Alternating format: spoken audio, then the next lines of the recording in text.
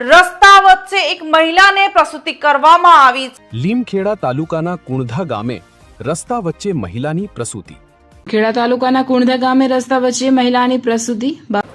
કોઈ પણ લોકશાહીની વ્યવસ્થાની સફળતા તેના જાગૃત નાગરિકો અને જવાબદાર શાસન પર આધારિત હોય છે।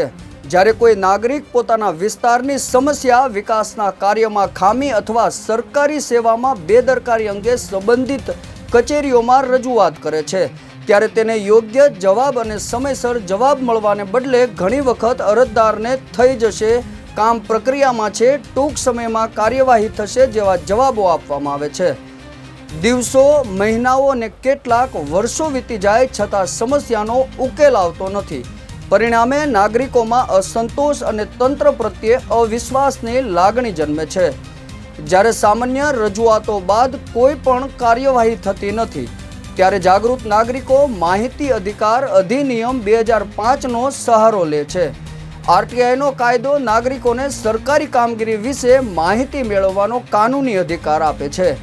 આ કાયદો મુખ્ય હેતુ સરકારી તંત્રમાં પારદર્શિતા અને જવાબદારી વધારવાનો છે, પરંતુ કેટલાક કિસ્સાઓમાં માહિતી માંગનારાઓને સમયસર માહિતી મળતી નથી, અધૂરી માહિતી આપવામાં આવે છે અથવા તો વિવિધ કારણો દર્શાવી અરજીને લંબાવવામાં આવે છે, જેના કારણે કાયદાની ભાવનાઓને ઠેસ પહોંચે છે। જો કે આ ચિત્રનું બીજું પાસું પણ છે। દરેક સરકારી કર્મચારી અને અધિકારી બેદરકાર હોય એવું નથી। ઘણા કર્મચારીઓ પોતાના મર્યાદિત સાધનો અને કામના ભાર વચ્ચે પણ લોકોની સમસ્યાઓનો ઉકેલ અને માહિતી આપવા માટે નિષ્ઠાપૂર્વક કામગીરી કરે છે। આવા અધિકારીઓના કારણે જ લોકોને તંત્ર પ્રત્યેનો વિશ્વાસ હજુ પણ જળવાઈ રહ્યો છે, જેથી જરૂર પણ છે કે એક વખત નાગરિકો પોતાના અધિકારો પ્રત્યે જાગૃત બને અને બીજી તરફ સરકારી તંત્ર પારદર્શિતા, જવાબદારી અને સંવેદનશીલતા સાથે કાર્ય કરે, કારણ કે લોકશાહી માત્ર સરકારથી નહીં પરંતુ જાગૃત નાગરિકો અને જવાબદાર તંત્રના સંયુક્ત પ્રયાસોથી મજબૂત બને છે। દાહોદ જિલ્લામાં એક ચર્ચાએ ખૂબ જોર પકડ્યું છે અને એટલા જ માટે આજે ચર્ચાનો વિષય બન્યો છે। નમસ્કાર, હું ગુણવંત, તમે જોઈ રહ્યા છો સ્વતંત્રતા ભારત સમાચાર। દાહોદ જિલ્લાના લીમખેડા તાલુકાના કુણધા ગામમાં બાજીપુરા ફળિયામાં રહેતી સવિતાબેન રાવતે વહેલી સવારે અચાનક પ્રસૂતિની પીડા શરૂ થઈ હતી। પરિવારજનોએ તત્કાલિક 108 એમ્બ્યુલન્સ સેવાનો સંપર્ક કર્યો અને સાથે આશા વર્કર મેનાબેન કટારાને પણ જાણ કરી હતી, પરંતુ કુણધા ગામ સુધી પહોંચવામાં સૌથી મોટો અવરોધ બની રેલવે લાઇન અને હડફ નદી। ગામ સુધી પહોંચવા માટે યોગ્ય માર્ગ અને રેલવે અંડરબ્રિજ ન હોવાને કારણે 108 એમ્બ્યુલન્સ સીધી મહિલાના ઘરે પહોંચી ન શકી। બીજી તરફ સવિતાબેનની સ્થિતિ સતત ગંભીર બનતી હતી। માહિતી મળતા જ આશા વર્કર મેનાબેન કટારા તત્કાલિક મહિલાના ઘરે પહોંચ્યા હતા।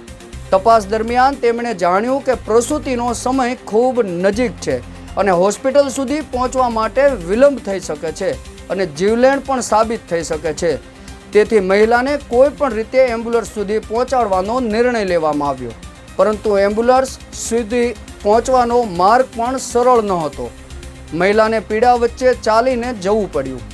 દરમિયાન રસ્તામાં જ પ્રસૂતિની પીડા અસહજ બની ગઈ અને વિકટ પરિસ્થિતિ વચ્ચે ખુલ્લા રસ્તા પર જ પ્રસૂતિ કરવાની ફરજ પડી। આ મુશ્કેલ સમયે આશા વર્કર બહેન કટારાએ હિંમત અને સમય સૂચકતા અને પોતાની ફરજ પ્રત્યેની નિષ્ઠા દાખવી સુરક્ષિત રીતે પ્રસૂતિ કરાવી। સદનસીબે માતા અને નવજાત બાળક બંને સુરક્ષિત રહ્યા। પ્રસૂતિ બાદ માતા અને બાળકને ઊંચકીને રેલવે લાઇન પાર કરવામાં આવ્યા અને ત્યારબાદ 108 એમ્બ્યુલન્સ સુધી પહોંચાડવામાં આવ્યા, જ્યાંથી બંને વધુ સારવાર માટે લીમખેડાની સરકારી હોસ્પિટલ ખાતે ખસેડવામાં આવ્યા હતા। આ સમગ્ર ઘટનાએ એક વખત ફરીથી વિસ્તારની મૂળભૂત સુવિધાઓના અભાવને ઉજાગર કર્યો છે। સ્થાનિક લોકો વર્ષોથી રેલવે અંડરબ્રિજ બનાવવાની માંગ કરી રહ્યા છે, જેથી ગ્રામજનોને અવરજવરમાં સરળતા રહે અને આવી તત્કાલિક પરિસ્થિતિમાં સમયસર આરોગ્ય સેવાઓ મળી શકે। જો કે ગ્રામજનોના જણાવ્યા મુજબ અનેક રજૂઆતો છતાં તંત્રની માંગ આજે અધૂરી છે। કુણધા ગામમાં બનેલી આ ઘટના માત્ર એક મહિલાની પ્રસૂતિની ઘટના નથી, પરંતુ વિકાસના દાવા અને જમીની હકીકત વચ્ચેના અંતરની સાક્ષી પણ પૂરે છે. જોઈએ આગળ રિપોર્ટમાં. મારું નામ મગનભાઈ કાળુભાઈ રાવળ, ગામ કુણધા, હળિયા બાજીપુરા. મારા છોકરાની વહુને 4 વાગે ડિલિવરીનો દુખાવો ઉપડતા અમે આશાબેન મેનાબેનને ફોન કરી અને ઘરે બોલાયા. તો એ આવ્યા, એમને તપાસ કરી તો એમને મેનાબેને 108 વાળાને ફોન કરી અને બોલાયા. અહીંથી અમે ઘરથી નીકળ્યા. આ બાજુ હડપ નદી છે અને આ બાજુ રેલવે છે. તો રેલને 108 વાળા આવ્યા, પણ રેલની પેલી બાજુ અને અમો આ બાજુ હતા. તો અહીંયાના ખાડા કબોચિયામાં અમારી છોકરાની વહુ ડિલિવરી આવી ગઈ. અને પછી અમારે અંડરબ્રિજ રસ્તો નથી. આવા કેટલા બનાવ બની ગયા, પણ કોઈ રસ્તાના ઠેકાણા નથી. કંઈ નાળું બનાવતા, કોઈ રસ્તો બનાવતા. મારું નામ કટારા મેનાબેન મંગુભાઈ છે. હું આશા વર્કર છું. ગામ કુણધા, પીએસસી નીનામાના ખાખરિયા છું અને ફળિયા બાજુપુરા છું. મારી એએનસી બહેનોને ચેક દૂરના અભાવથી નંદીના કારણ અને રેલવેના કારણથી મારી બહેનો રસ્તામાં ડિલિવરી આવી જાય છે. હવે આજે સવારમાં બેનને 4 વાગ્યે દુખાવો થયો. દુખાવો થતા મને બેનને ચાલતા ચાલતા રોડ સુધી ના પહોંચી, કારણ કે રોડ બહુ દૂર હતો અને 108 બી રેલને પેલી બાજુ ઊભી હતી. એના કારણથી મારી બેન ના પહોંચી શકી. રસ્તામાં જ મારી બેનને અહીંયા ડિલિવરી આવી ગઈ છે.